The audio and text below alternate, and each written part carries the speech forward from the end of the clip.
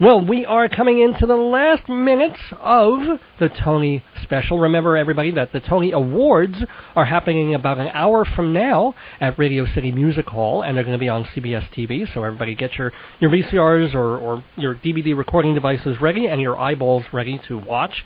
But before we leave WGBB to head back home and catch the show, we have one more very, very special guest, someone last but not least, who is joining us as part of the special on the telephone. He is the current president of the Outer Critics Circle, and he's also a theater critic for US 1 newspapers. His name is Simon Saltzman. And Simon, are you with us? I sure am. Hey, Simon, thanks for being on hold there. I got rolling with Peter Felicia for a bit, so once we get to talking... these days you can be on hold forever and it doesn't cost you a dime more. Isn't that wonderful? Isn't that great? And you can call, and you're calling from Jersey, but you could have been calling from, like, California. Same thing, you know? Absolutely. So how are you, Simon? I'm great. And I know we've only got a few minutes, so I want to, get the ball rolling here. Go for it. Yeah. The question for me, as always, is not which play or musical will win, but which one should win. And as you know, David, there's a block of producers, theater owners, and managers outside the metropolitan area who will benefit from voting for a play or musical that will draw the biggest audiences once it goes on the road. It's also rare for an excellent play to win if it didn't enjoy a long run or open during the end of the season rather than at the beginning. So with that said... Well, no, that's all part of the game. I mean, it's all part of everybody, the game. If you open a show in September, October, November... You're forgotten. Yeah, well, yeah, but you caveat emptor. Musicals don't get forgotten, but plays often do. Yeah. But, I mean, it isn't like, people don't know that going in, that producers don't realize... but then again, thank God they don't realize that, or else there'd be nothing going on Broadway for 8 months, and true. Everything would open in March, April, and May. So, Anyway, here we go. The best play nominees are God of Carnage, Reason to Be Pretty, Dividing the Estate, and 33 Variations. Anyway, Yasmina Reza's wildly successful farce, God of Carnage, is a shoo-in to win, buoyed as it is by terrific performances by James Gandolfini, Marcia Gay Harden, Jeff Daniels, and Hope Davis. No one denies it's a clever, funny play about two sets of parents who get carried away defending the actions of their sons who had a fight in a schoolyard. Yeah. Anyway, but it doesn't come close to matching Neil LaBute's Reasons to Be Pretty. I'm so glad you're saying that. I so agree. A very hip and insightful play about a relationship that goes sour because of an insensitive remark. And also about how men and women also don't know what it means to be mature and committed. It's still running, so I hope your audience will go see it. But yeah, God of Carnage is probably going to win. Yeah. 33 Variations is an ingeniously written play by Moises Kaufman about a contemporary musicologist, played, as you know, by the wonderful Jane Fonda, and her investigation into a piece of music composed by Beethoven, who also has, makes a couple of appearances, but it doesn't stand a chance. The play that most deserves to win is Dividing the Estate by the adored and late Horton Foote. Whoa, okay. He died this year at the age of 93. It's funny, serious, charming, and heartbreaking.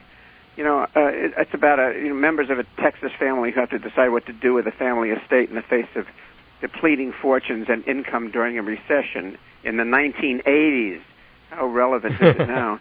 It deserved a longer run than it got early in the season. And by the way, Horton and Foote and I share a birthday, March the 14th. Oh. And a quick funny story about him. I Sure. used to meet him. He used to love to attend many performances of his plays, and I would always go up and say hi to him. And after the first couple of times, and I would say, Horton, we share a birthday, March the 14th. The last time I saw him was at Dividing the Estate, and I went up and I was going to walk up and say hi, and he just looked at me and says, yes, I know, we share the same birthday. Very cool. I have a fond memory of that. Anyway. I'm sure he did it with a twinkle, not in a nasty sort of way. No, he was a charming, delightful guy, yes. And, the nominees for Best Musical are Billy Elliot, The Musical, Next to Normal, Rock of Ages, and Shrek. Not Drek, Shrek. No, okay, yeah. Okay. Well, it has a little bit of Drek in it, and some of it's good, too. But it's no contest, I don't think, for Billy Elliot, The Musical, the dynamite musical version of the movie about a young boy who lives in a coal mining town in the north of England, has a passion for dance, The show has everything: drama, comedy, incredible dancing, and a fine score. I think an underappreciated score by Elton John. I think it's the finest musical of this past decade. Oh, wow. I think it's one of the more exciting I went to see it. musicals. I think I grew loving it even more and more because I went 3 times to see those 3 guys, the 3 young men who were sensational. They forced me to go. Can you believe it? They forced me. Oh, because that's right. You're president of the Outer Critic. I had to see all 3. In order to be nominated, he had to see all 3. Well, now let me ask you something, though, about a totally different category. But those 3 kids who are actors, dancers in Billy Elliot, okay, they've made that all one nomination in the Best Actor in a Musical category. And deservedly and rightly so. Can you not get... now, really, is that... Absolutely. Right? Each one brought us very, very unique. And these 3 young men are so special in their own way. I could not say which one was best. Each one brought something very unique. So shouldn't they each be individually nominated like everybody else in all the other categories? Well...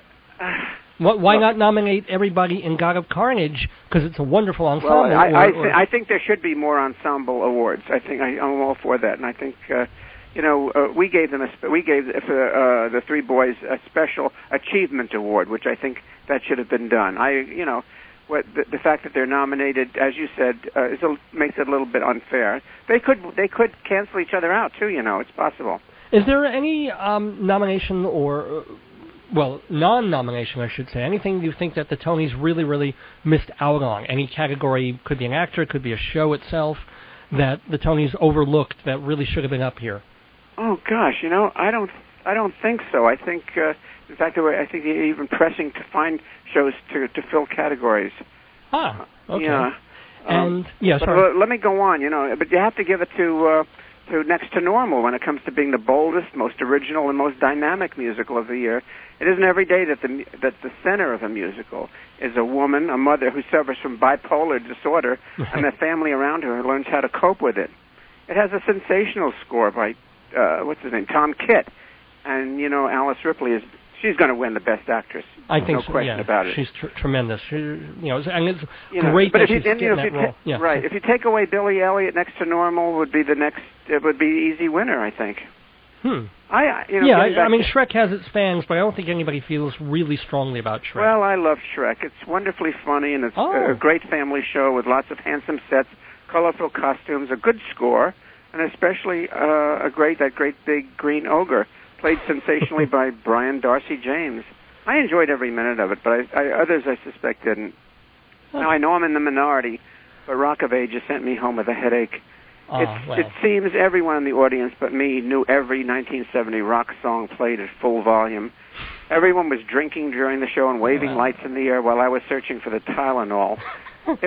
For me, it was painful to endure. If it wins, I'm retiring. No, it's not going to win. Yeah, I think we have another year or 2 or 5 or 10 with you giving your reviews and doing them for the Newark Star Ledger and also how long are you going to be heading the Outer Critic Circle? Do you think? Hanging around there? No, heading it, running it. You're the president, dude. Yeah, it's one and the same thing. Yeah. Until they throw me out. I got elected president because I think I left to go to the men's room, and I came back and they said, "Hey, we all decided you're president." Do you love the job? Do you love doing it? I love it. It's a lot of work, and especially all the plans for the party, the preparations. I love the seating arrangements, like putting stars around and certain tables, and I love meeting everybody. And no, it's a lot of fun. It is hard work, but nobody else wants to do it. Kind of sounds like what I do here at WGBB, ladies and gentlemen. Well, I keep telling myself it's what I want to do for the rest of my life.